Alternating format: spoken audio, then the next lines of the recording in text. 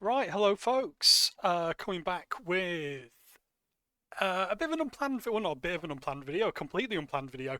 Um, so I'm still working on some other stuff that you'll see on my channel as well. I've just done some introductory videos to two new series that I'll be working on during this year. Um, and I just thought I'd kick off 2026, which is now dating this video. If anyone's watching this in the future, but I thought I'd come back with with something a bit unscripted, a bit unplanned, which is something I like to do. So one of the myths, and what sparked me off to do this video, is that I saw this pop up on Facebook in regards to the role of the Home Guard. So someone's done a post about the Home Guard, and this Home Guard post mentions that the Home Guard were to fight the invading force as it pushed inland to give time for the professional forces, so the army, to prepare and counterattack. And I've seen this pop up quite a bit, and it's in more extreme cases it's presented as this story, which I'm just going to say is absolute balls. It's complete myth that the Home Guard would be essentially sacrificed and thrown at the invading force piecemeal to give the army, who for some reason are located inland, time to prepare and time to counterattack, time to work out what to do. And yeah, you don't see this pop up very often, but it is there. And like I say, I saw a post say on Facebook today about the Home Guard, where that the role of the Home Guard was to delay the enemy so that the army could get their arse into gear and attack. Well, as you know, one of the reasons why I want to do this quick video is because it's simply not true. The Home Guard, as we've seen from some of my other videos, especially in 1940, wouldn't necessarily even have been called out to fight, as we saw in my World War II TV video I did a couple of years back. And this idea that the Home Guard would be left isolated and left to fight for themselves against an impending or an incoming invading force is massively untrue. And this kind of myth falls down completely when you start to look at how units were deployed in the UK, which is something I'm going to do today, which is why I've got my GIS up now. So this is the raw data that I use for my Home Forces resources, which are on the UK Second World War Heritage website, which I'll put a link to in the chat.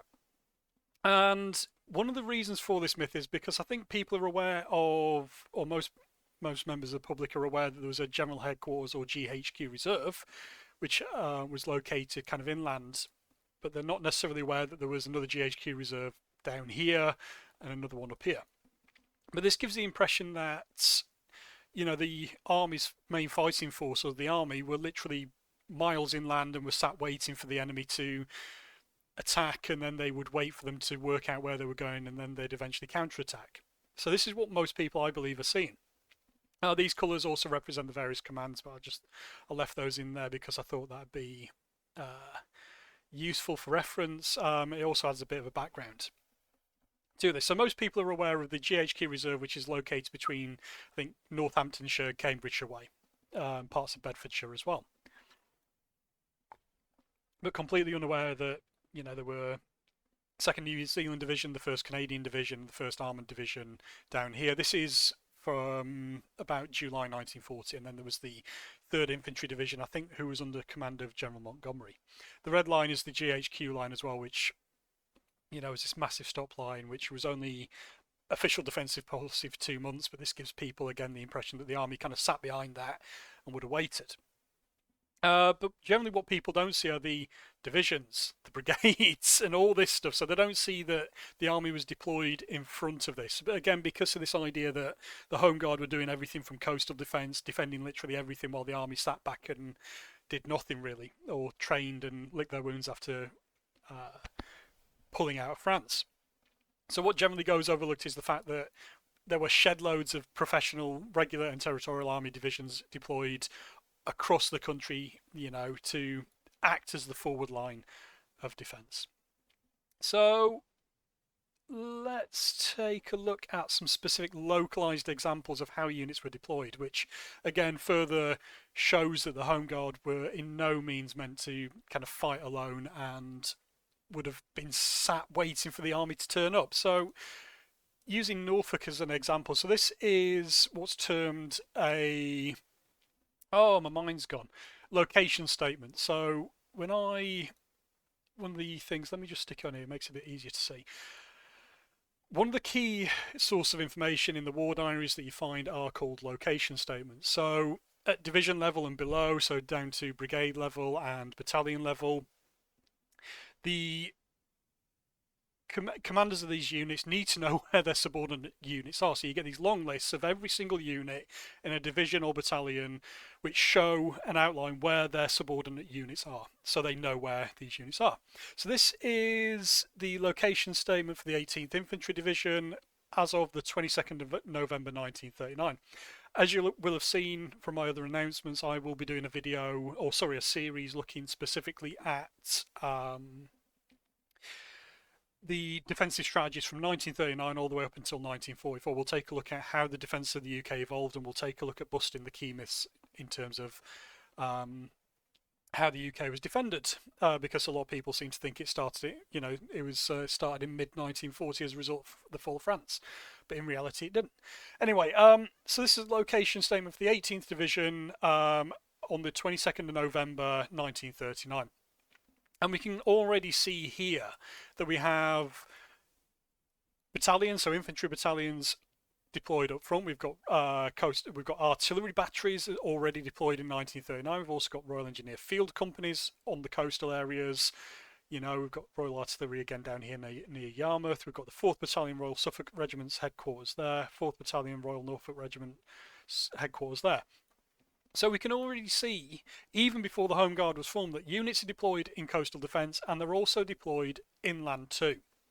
So units aren't just these are I think these are all territorial army units. I think the 18th Division was a territorial army division, but we can clearly see that the army are deployed up front. They are deployed in depth. So there is, yes, a relatively kind of sparse spatial arrangement on the coast, but again, these are just points for the headquarters. These do not show the dispositions of the troops below battalion level, but we can clearly see that the entire division is spread across much of Norfolk. And then we've also got an entire brigade deployed around, I think it's around Thetford, which I should know this because this is the area around Thetford. So already off the bat, we can clearly see here in 1939 that the army are deployed up front. They are deployed in depth. They're not sat back, and the Home Guard didn't exist at this point. So already this myth of the Home Guard kind of like sitting in front of the army, and the army would kind of chuck them at the enemy and hope that the enemy would slow down a bit so they could muster and counterattack, is already looking a bit shaky. Coming up to the best part of the coast, which is East Yorkshire. This is it's another division location statement, and this is for the 2nd Division. So this is from the 7th of October 1940, so after the initial main threat of invasion, which everyone knows about. Let me just turn off this. And again, what we can see here is that units are deployed in depth. So this is at a point where the Home Guard did exist. And we can clearly see this one actually goes all the way down to company level as well. So it gives us a better idea of how in-depth what these units were and how widespread they were at the division level.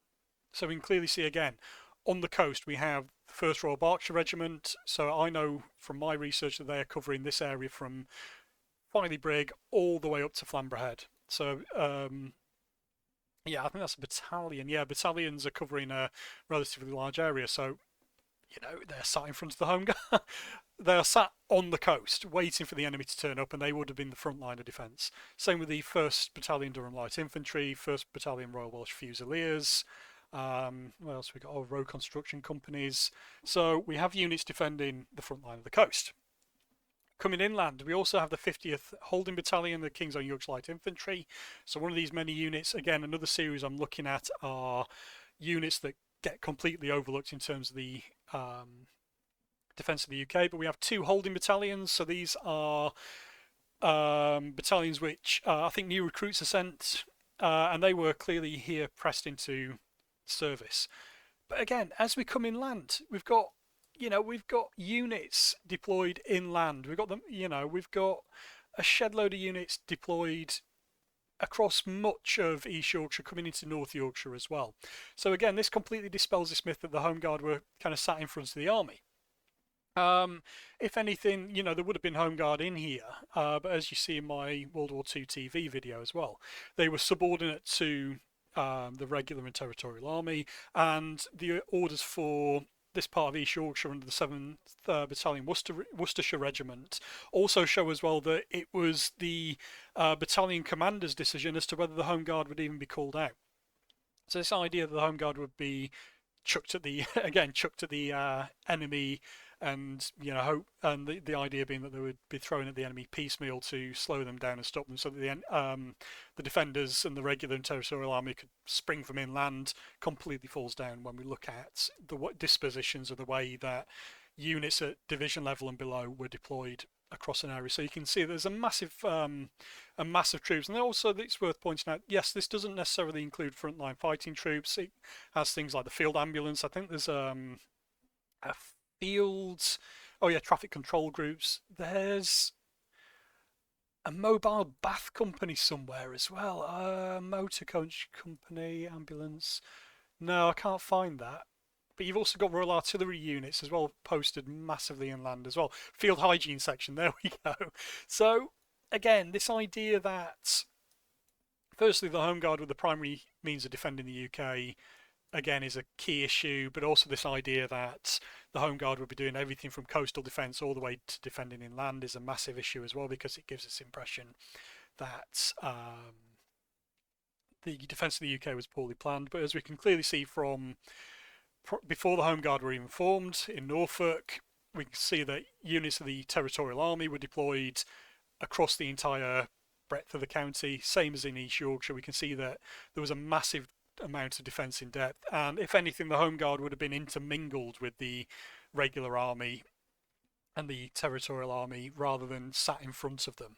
And again, if anything, the as well, the standing orders for what the Home Guard would have been doing shows as well that their role was, well, would have involved relatively little responsibility for fighting. The key responsibility for fighting would have been the territorial and regular army. So, as I mentioned at the beginning of this video, it's unscripted. It's meant to be just a very quick look at this myth that the Home Guard were the primary means of defence and would be chucked at the enemy piecemeal and sacrificed to give the army time to prepare, when we can clearly see from documents from the Second World War in 1940 and 1939 that the the army was deployed in depth, defending the coast, defending inland, and by no means would the Home Guard have been left to fight unassisted in any way, shape or form. So if you do see that pop up, please point to this video. There is a book that I'm not going to mention, but it focuses on one of the stop line defences, and that specifically says in there, it's absolutely dire, but it says that the Home Guard, you know, this clearly shows that the Home Guard would have been sacrificed to give the army time to prepare. Absolute balls, absolute balls. Again, and this is one of the reasons why we need to focus on the regular and territorial army, put the Home Guard into context, and also show that units were deployed pretty much everywhere from the army rather than inland. So anyway, hopefully that's been informative, and yeah, I'll catch you with some more videos in the future. Cheers folks, see you later.